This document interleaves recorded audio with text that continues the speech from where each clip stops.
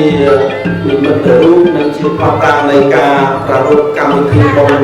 តេជនានុពទានរបស់យើងនៃការប្រារព្ធធ្វើអន្តរនានុពទានថ្វាយព្រះរាជកុសលចំពោះព្រះវិញ្ញាណក្ខន្ធរបស់សម្ដេចព្រះបាទនរោត្តមសីហនុវរ្ម័នព្រះរាជានៃកម្ពុជារបស់យើងសូមអនុមោទនា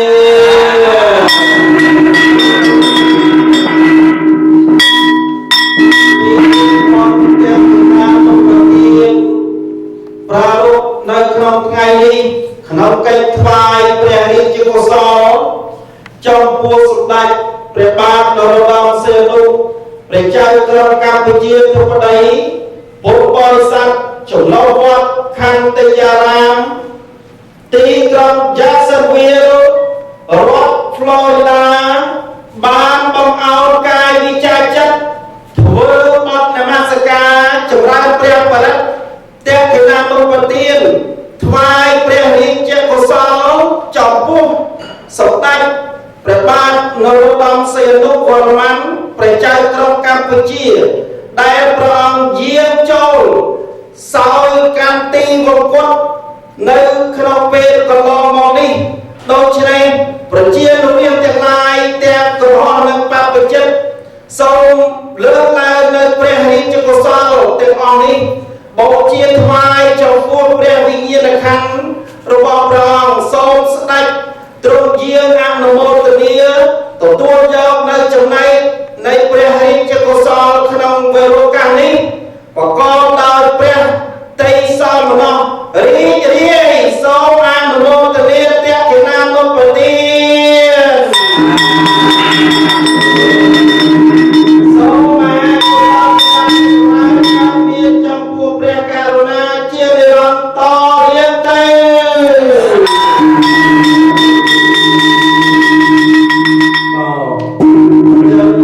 បន្តអំពីយើងធ្វើកិច្ចបើកកម្មវិធីនៃការប្រារព្ធធ្វើតេជនានុពទានហើយគឺយើងត្រូវធ្វើការស្មឹងស្មាតនិងរលឹកដល់វិញ្ញាណក្ខន្ធរបស់សម្ដេចព្រះចៅក្រមកម្ពុជានៃយើងទាំងអស់គ្នាតទៅទៀតចំនួន5នាទីសូមគោរព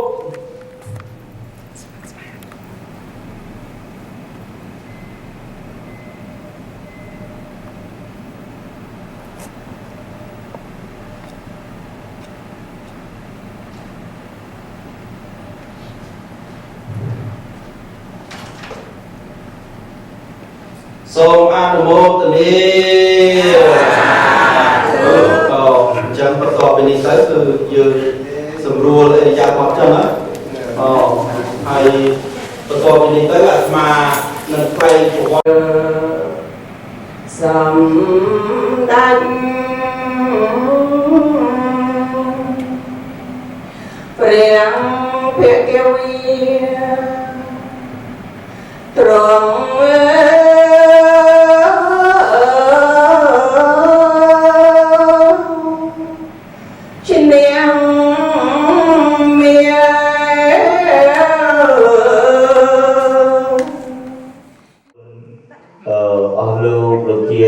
លោកតាដែលបានជើញ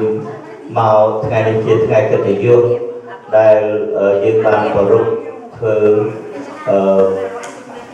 បុណ្យសពរបស់សម្ដេចព្រះបាទនរោត្តមសីហនុប្រចាំវត្តខន្តីយារាមយើងនៅចាក់សម្ភារ Florida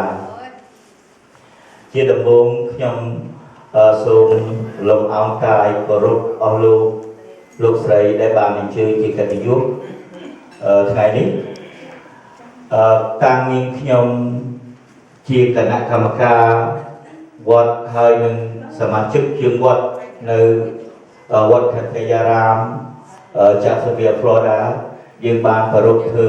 បុណ្យពិធីបង្សុកូលជូនវីរក្សត្រសម្ដេចព្រះនរោត្តមសីហនុដែលបានចូលសោយទីមង្គតថ្ងៃទី15 តុលា បាទខ្ញុំមិនសូវចាំដែរបាទទី5បាទ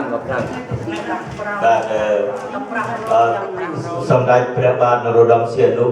លោកប្រសូតនៅខែ10ថ្ងៃ31ឆ្នាំ1922ហើយលោកចូលទីបង្គត់នៅខែ10ថ្ងៃ15ឆ្នាំ2012ខ្ញុំចង់ជម្រាបជូនអស់លោកស្រីឲ្យបានយល់ខ្លះដែលខ្ញុំនៅចាំរៀនតាមប្រវត្តិសាស្ត្រហើយខ្ញុំបានសើចតាមអ៊ីនធឺណិត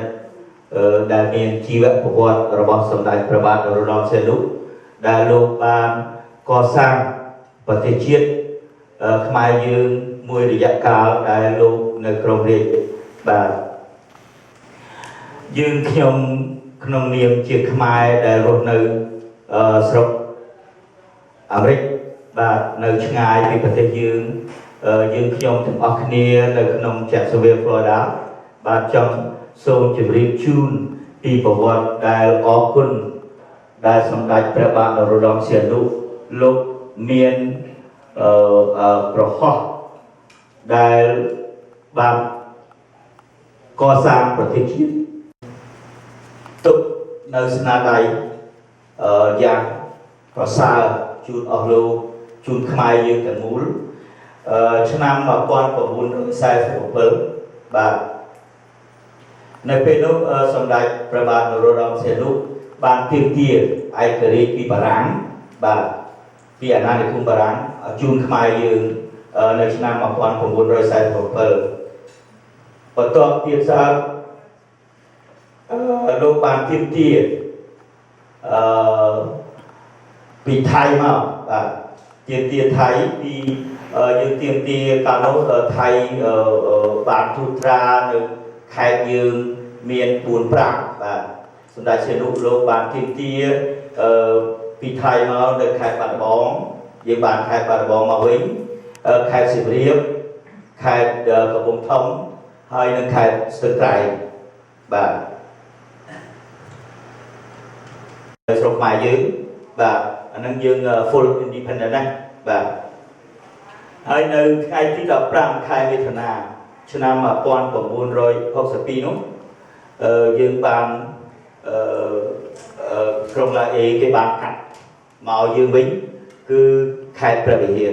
បាទខេត្តព្រះវិហារដែលសម្ដេចជាទីបានទន្ទឹមនឹងនោះទៀតសោតខ្ញុំចង់ដូចជាណែលោកបានកសាងវិមានឯករាជ្យបាទវិមានឯករាជ្យហើយលោកបានកសាងព្រះលានយន្តហោះនៅភ្នំពេញនៅបាត់ដំបងនៅសៀមរាបនេះហើយព្រះអង្គបានរៀបចំពិធីនៅចំការមននៅភ្នំពេញព្រះអង្គបានរៀបចំកសាងផ្លូវដែកទន្ទឹមនឹងទៀតសោតខ្ញុំដឹងរឿងច្រើនតែខ្ញុំចាំមិនបានលោកបានកសាង